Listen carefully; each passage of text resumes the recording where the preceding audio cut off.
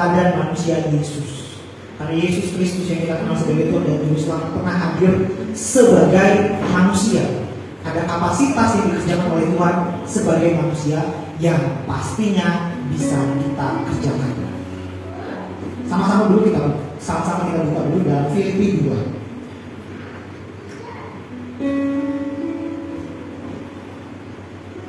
Filipi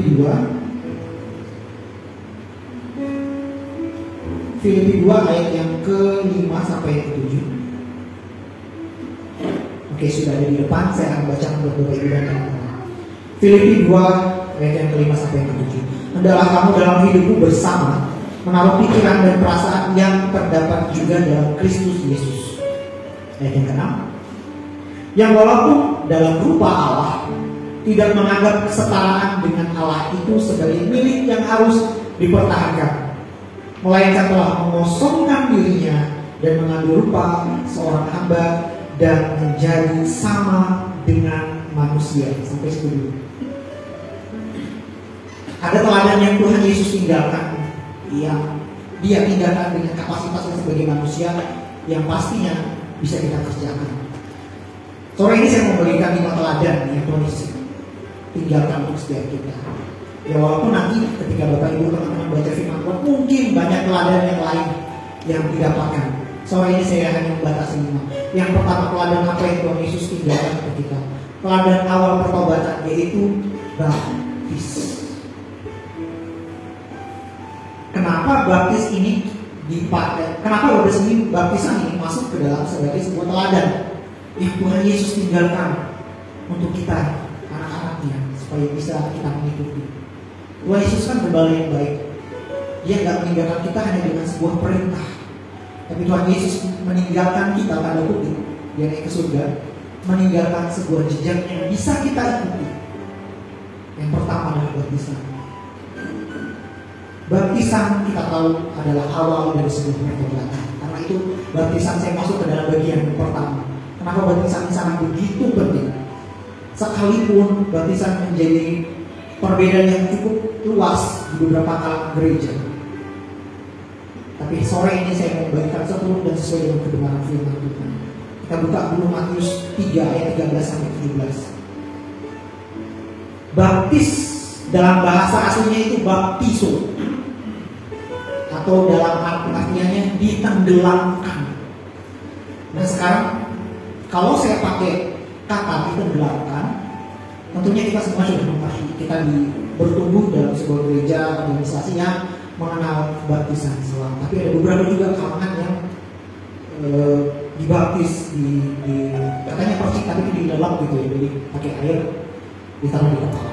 Ada baptisan kecil, baptisan besar, baptis pakai bendera dan lain sebagainya. Tapi ada teladan yang Tuhan Yesus tinggalkan. Matius 3 ayat ke-13 dulu. Matius 3 ayat 13. Nah, saya bacakan buat Bapak Ibu dan teman-teman. Maka datanglah Yesus dari Galilea ke Yordan kepada Yohanes untuk dibaptis olehnya.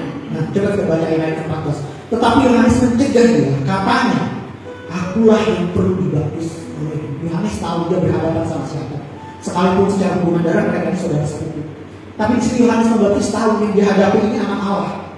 Yang dihadapi ini adalah seseorang yang dia sediakan jalannya untuk datang.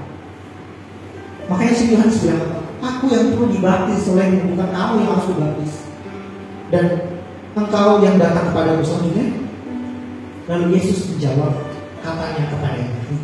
Jawaban Yesus, biarlah hal ini terjadi karena demikianlah sepatutnya kita menggenapkan seluruh kehendak Allah. Artinya, baptisan ini yang Tuhan Yesus contohkan kepada kita adalah kehendak Allah. Kalau yang namanya baptiso ditenggelamkan, apakah kalau cuma yang bahasa kepala namanya ditenggelamkan? Kan tidak. Saya kasih contoh misalnya mandi. Apakah cuma karamas dikatakan mandi? Nggak bisa. Orang yang dikatakan mandi ya basah seluruh tubuh, membersihkan seluruh tubuh. Apakah orang yang cuma cuci tangan, cuci kaki dikatakan mandi? Nggak bisa.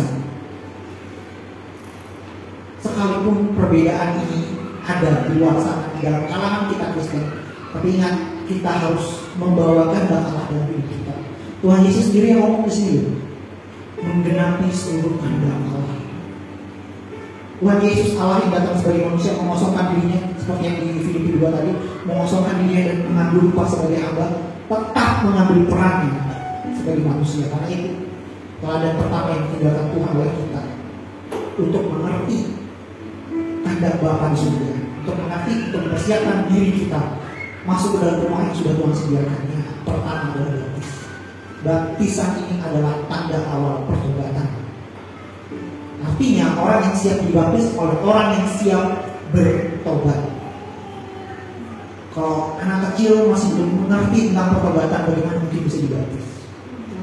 Jadi di sini teladan yang pertama yang Yesus tinggalkan adalah baptisan. Yang kedua, teladan yang Tuhan Yesus tinggalkan sebelum Tuhan Yesus memulai pelayanannya setelah dibaptis ini adalah berpuasa.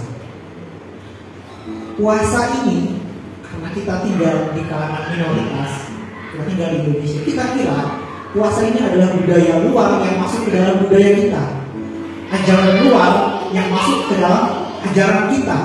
Padahal jauh sebelumnya, di perjanjian baru, ribuan tahun sebelum kalender Masehi terjadi, puasa itu sudah terjadi. Puasa pernah dikerjakan Musa, puasa pernah dikerjakan Elia. Dan ini adalah puasa yang ditinggalkan Tuhan Yesus sebelum Tuhan Yesus memulai pelayanannya selama 3 tahun. 40 hari 40 malam Tuhan Yesus puasa. Sekarang pertanyaannya, puasa itu bukan ajang menunjukkan kekudusan kita di depan manusia. Karena kalau kita baca selanjutnya di ayat di Matius 4:1-2 itu ada dijelaskan bagaimana Tuhan Yesus berpuasa. Puasa itu bukan ajang untuk menunjukkan kekudusan diri kita pada Tuhan. Tapi puasa itu adalah menunjukkan keseriusan kita terhadap sesuatu hal yang mau kita kerjakan. Saking seriusnya, kita tanggalkan setiap kedagingan kita. Kedagingan kita paling mudah adalah makan dan minum. Puasa itu adalah tindakan sengaja yang kita masuki untuk masuk ke dalam zona kudusnya kita.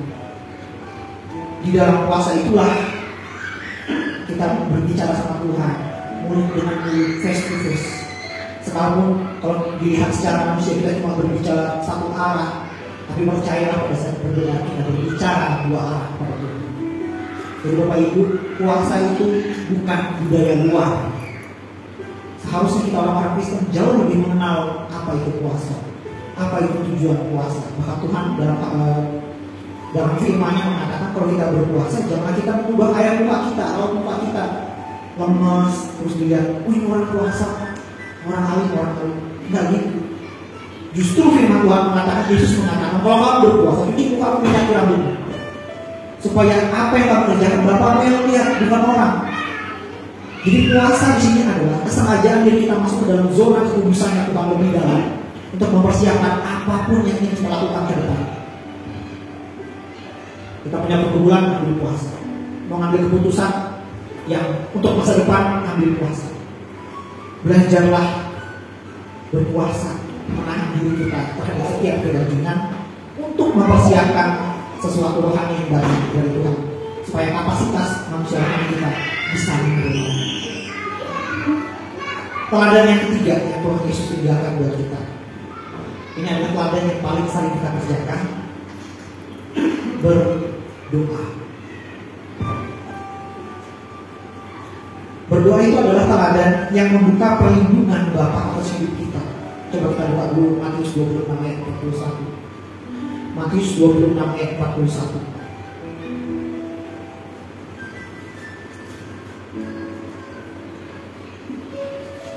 Itulah sebabnya kenapa Ibu Gembala di tempat ini, Kadime, setiap orang yang mengambil tempat bagian di sini selalu menganjurkan kepada Bapak Ibu teman-teman semua, ayo punya waktu doa tiap hari, mulai dari 15 menit, mulai dari naik setengah jam, naik 45, naik 1 jam. Apa tujuannya? Matius 26 ayat 41, berjaga-jagalah dan berdoalah supaya kamu jangan jatuh ke dalam pencobaan. Roh memang penurut, tetapi daging lemah. Jadi berdoa itu adalah teladan yang membuka perlindungan Bapa atas kita. Makanya dikatakan apa? Berjaga-jaga dan berdoalah. Roh memang penurut, tapi daging lemah. Permasalahannya adalah kita sekarang masih tinggal di dalam daging yang sangat mudah jatuh bangun di dalam dosa. Karena itu berjaga-jaga dan berdoalah. Di dalam doa itulah kita membukakan cover, kita menggunakan perlindungan Tuhan atas hidup kita. Di dalam doamu, ingat pada saat kita berdoa, karena doa itu kan banyak aspeknya. Ada doa untuk pujian penyembahan. Kita doa khusus pujian penyembahan aja. Dulu waktu saya pertama kali datang ke sini kan dulu sering doa subuh di tempat kita. Itu paling banyak pujian penyembahan. Ada juga doa yang secara pribadi, mungkin doa permohonan kepada Tuhan. Doa yang kita kerjakan di dalam Tuhan. Nah, sekarang apapun yang kita doakan, apapun yang kita kerjakan, terutama doa permintaan, berikan ruang kepada kedaulatan Tuhan. Karena seperti doa Bapa kami yang Tuhan Yesus ajarkan, di ujungnya itu Tuhan Yesus ajarkan, biarkanlah semuanya terjadi seturut dan sesuai dengan kehendaknya. Tuhan Yesus di taman Getsemani sebelum dia diserahkan, Tuhan Yesus bilang, Bapak kalau boleh cawan ini berlalu daripada bukan kehendakku yang menjadi melainkan kehendakmu.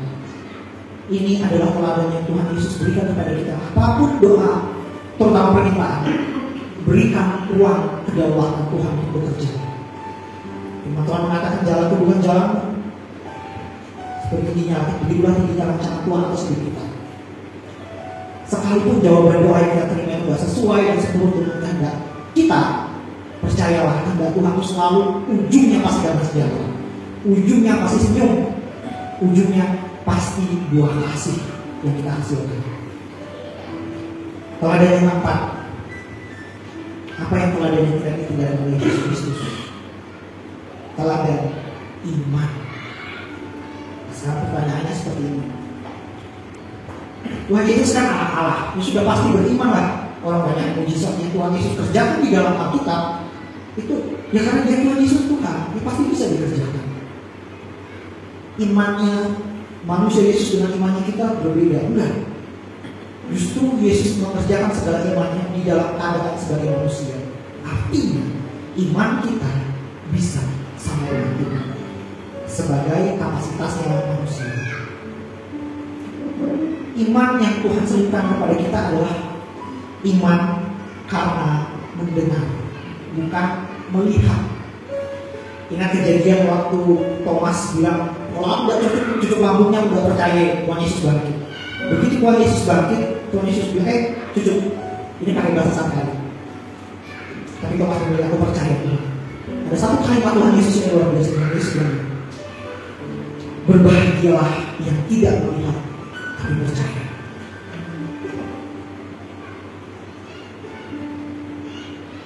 Roma 10 ayat 17 dikatakan iman timbul dari pendengaran akan kebenaran firman Tuhan.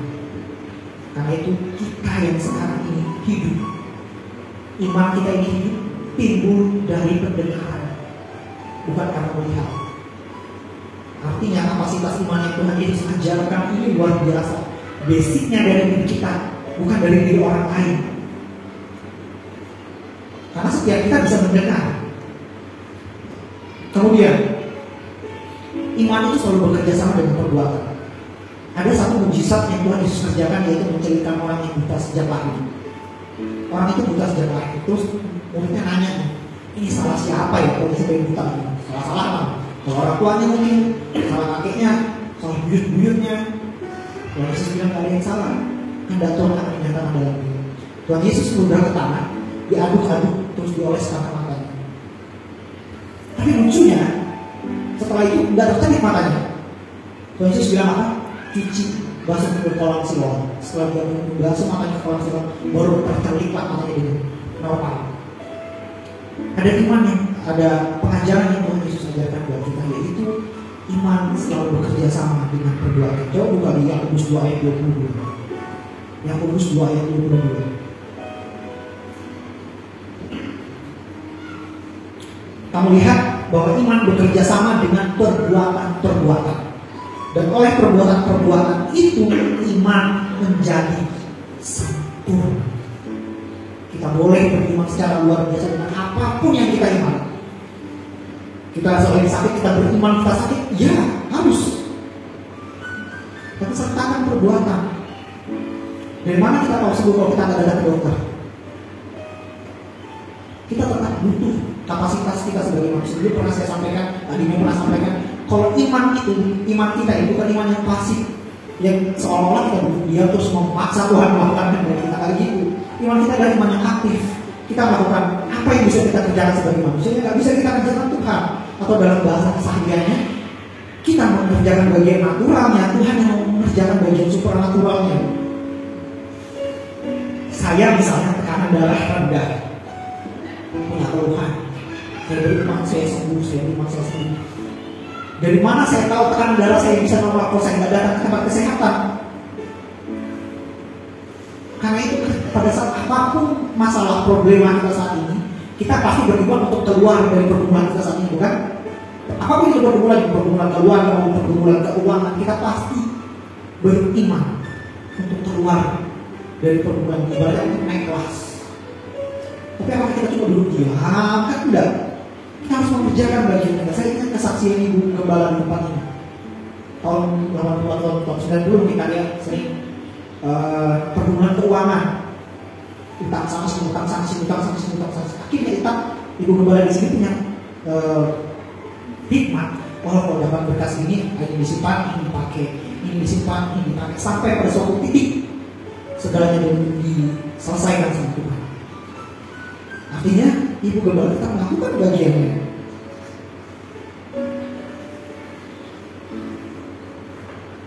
Iman tidak cuma bekerja dalam satu waktu, karena iman dibutuhkan panjang sekali waktunya.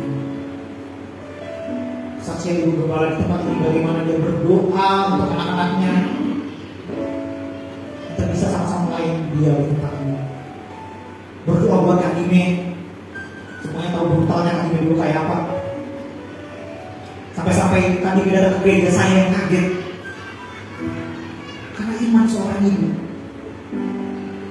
Dan ini harus kita pahami sekali lagi. Beriman-imannya kita harus kita berikan ruang kepada kedaulatan Tuhan dalam kapasitas ruang iman kita. Supaya kita gak kecewa. Kita beriman, Tuhan aku beriman besok utang lunas. Besok gak lunas. Kenapa? Karena kita gak memberikan kapasitas kedaulatan Tuhan untuk bekerja. Iman itu gak bisa bekerja dalam satu malam. Bisa aja mungkin beberapa orang mungkin memerlukan kedekatan yang luar biasa. Tapi sebagai manusia normal kita punya kapasitas yang harus dikerjakan, ditumbuh perlahan. Teladan yang terakhir yang mau Tuhan ajarkan buat kita adalah teladan mengampuni. Kalau ditanya kok bukan kasih, kenapa malah memilih teladan mengampuni? Mengampuni adalah puncak dari segala tindakan kasih yang kita kerjakan. Kalau kita bisa mengampuni, artinya kita bisa mengerjakan kasih. Karena itulah tindakan manusia Yesus Kristus, teladan yang dia tinggalkan buat kita itu mengampuni. Saya taruh paling ending gitu, paling kelima yang terakhir. Kenapa? Karena teladan ini yang secara manusia amat sangat susah kita kerjakan. Tapi Yesus kasih contoh di sini. Tuhan Yesusnya apa? Waktu dia dicercah, disiksa, Tuhan begini aja, mungkin itu selesai tentara Roma. Tapi Tuhan Yesus diam. Bahkan waktu di kayu salib Tuhan bilang apa? Tuhan ampuni mereka karena mereka tidak tahu apa yang mereka lakukan. Bayangkan. Kita mungkin saat ini tidak disakiti secara fisik, tapi secara jiwa mungkin ya, secara mungkin banyak orang yang bikin kita sakit hati gitu. Ini bagaimana Tuhan Yesus sejak dia ada, Tuhan Yesus itu difitnah sebagai jalan sesat ada di kita. Setelah itu dia dibawa ke mahkamah, dituduhkan sesuatu yang tidak Tuhan Yesus kerjakan, yang tidak Tuhan Yesus lakukan, tapi dia tetap dituduh. Belum lagi dia mengalami siksaan fisik. Ada satu kejadian, Bapak Ibu ada di Alkitab. Jadi ketika sudah teler-teler Tuhan Yesus disiksa ditambuk dia mikul salib, Tuhan Yesus jatuh, terus dikasih anggur sama mur, anggur bercampur mur maksudnya, tapi Tuhan Yesus nolak. Terus pas di kayu salib, Tuhan Yesus bilang aku haus, dikasih anggur asam, Tuhan Yesus minum. Kenapa Tuhan Yesus tolak yang anggur dan mur? Jadi menurut kepercayaan saat itu, mur itu apa ya? Empedu. Anggur dicampur empedu itu anestesi, obat anti nyeri. Tapi Tuhan Yesus menolak. Kenapa? Tuhan Yesus menggenapi kegenapan firman Tuhan dalam hidupnya. Kita sudah di kayu salib, barulah semuanya boleh selesai. Ada teladan mengampuni yang harus kita kerjakan. Ibu Gembala pernah bilang di tempat, mengampuni itu susah, mengampuni itu sakit, tapi harus. Tuhan Yesus meninggalkan teladan yang mengampuni sesamanya dalam kapasitasnya sebagai manusia, bukan sebagai Allah. Karena itu, apa yang Tuhan Yesus bisa kerjakan dalam kapasitasnya sebagai manusia, pasti bisa kita kerjakan sebagai manusia. Karena itu makanya saya taruh ini, mengampuni itu adalah puncak dari segala kegenapan kasih yang ada dalam hidup kita. Coba sama-sama kita buka dalam Efesus 4 ayat 31 dan 32.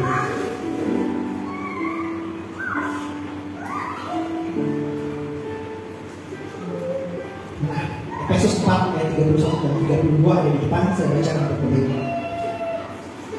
Segala kepahitan, siapa yang pernah kepahitan sama yang sesamanya? Segala kegeraman, segala kemarahan, pertikaian, pahit sama-samanya, dan fitnah hendaklah dibuang dari antara kamu. Demikianlah pula segala kejahatan. Sekali lagi saya bacakan. Segala kepahitan, segala kegeraman, kemarahan, pertikaian, fitnah, segala bentuk kejahatan harus dibuang di antara kamu. 32. Tetapi adalah kamu ramah seorang terhadap yang lain, penuh kasih mesra, saling mengampuni, sebagaimana Allah di dalam Kristus telah mengampuni kamu. Penuh kasih mesra dan saling mengampuni.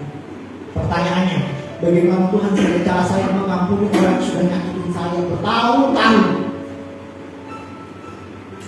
Kerjakan aja. Karena pada saat kita mengerjakan bagian kita di dalam Tuhan, Tuhan yang benar, bukan siapa-siapa. Selama kita mengerjakan kebenaran firman Tuhan, ingat kata-kata ini, Tuhan pasti bela, nggak mungkin nggak. Saya pernah merasakan pembelaan Tuhan itu sendiri ketika saya mengerjakan sesuatu yang benar. Ibu Gembala, Kak Dina, mungkin semua jemaat di sini pernah punya pengalaman seperti itu. Mengampuni itu susah, mengampuni itu sakit, tapi kerjakan aja. Taat saja, sama seperti Tuhan Yesus taat kepada kehendak Bapa. Dia lahir dalam manusia, dia berikan dirinya dibaptis, dia berpuasa 40 hari 40 malam memulai puasanya, dia melakukan pelayanan sekalipun hanya 3 tahun. Pelayanan ini berdampak sampai saat ini kita menjadi anak-anak kepercayaan Tuhan. Kalau diukur dari kapasitas jumlahnya, saya tahu pengikut Yesus Kristus, atau bisa dikatakan orang Kristen ya, dalam satu dunia ini paling banyak penganut agama Kristen. Efek dari 3 tahun Tuhan Yesus pelayanan. Tapi jangan bangga dengan penganut Kristen itu paling banyak, dan bangga dengan betulnya firman Tuhan. Banyak yang terpanggil, tapi banyak sedikit yang terpilih. Hati-hati dengan berikan kepada diri kita untuk mengerti firman Tuhan ini. Masuk kerajaan surga itu tidak cuma dari agama Kristen. Agama Kristen tidak menjanjikan kamu masuk Kristen kamu masuk surga. Agama Kristen menjanjikan kamu punya pengenalan sama Tuhan. Selanjutnya urusan kamu sama Tuhan, kamu harus lebih dekat dan taat dan setia kepada Tuhan. Banyak role yang harus kita kerjakan untuk menjadi anak Tuhan. Jadi yang pertama, teladan yang Tuhan Yesus tinggalkan buat kita adalah baptis. Yang kedua adalah berpuasa. Apapun segala aspek kehidupan, berdoa kita mulai dengan puasa. Berdoa, Ibu Gembala, Kak Ime, siapapun di tempat itu selalu menjalankan jemaat-jemaatnya mengalami perjumpaan pribadi dengan Tuhan. Yang keempat, beriman. Iman itu enggak hanya sekedar, oh aku percaya, Iman itu adalah perbuatan. Yang kelima, mengakui. Pada saat kita bisa mengakui, artinya kita bisa menggenapi hukum kasih dalam hidup kita. Amin. Saya udah musik.